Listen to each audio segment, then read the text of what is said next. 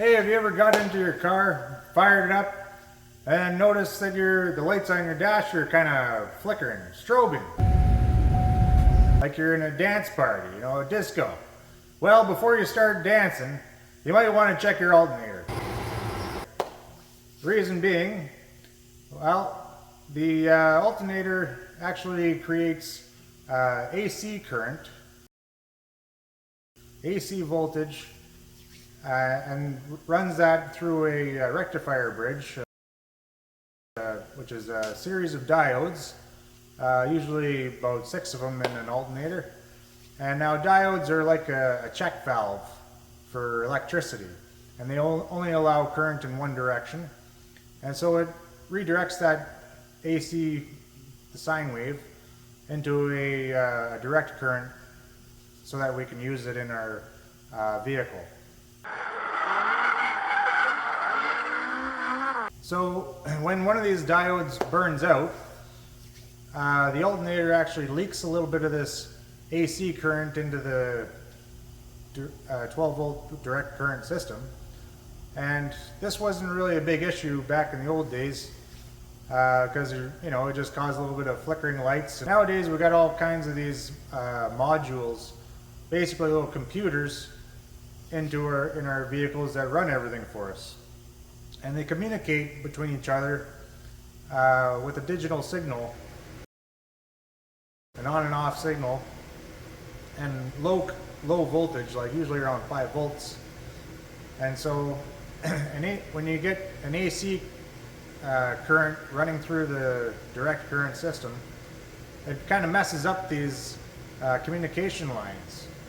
It turns that on-off, nice sharp cut on-off signal into kind of like a wonky sine wave happening. It's basically kind of like that old game we played in school, telephone, where you'd whisper into a buddy next to his ear something, and then he'd whisper it into the next guy's ear and go around the classroom, and eventually you got something that was totally different than what you started with. And when it comes to computers communicating back and forth, well, you don't want to have mixed up signals, because all of a sudden, you want to go up on your window, and next thing you know, it deploys the airbag on you. So it becomes a problem. And now the way you check this problem is by turning your multimeter onto AC voltage and hooking it up to your battery.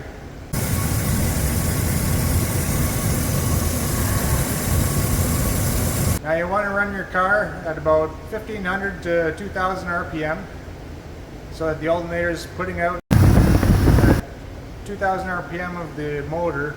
That equals about 6000 RPM on your alternator, because it's the pulley on your alternator is about a third of the size of the pulley on your crankshaft, and that's when it's putting out its max power.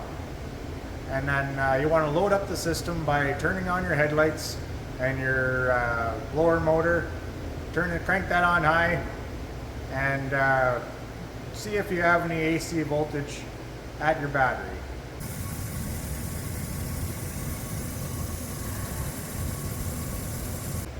Ideally you would have 0, but there is a little bit of a tolerance there.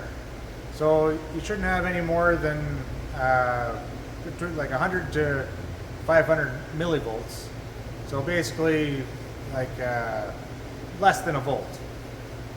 So if you're getting anything more than a volt on your at your battery, you got problems. And the only way to fix that is to, well, either take your alternator apart, find out the bad diode and replace it, or buy a new alternator for 100 and some to $600.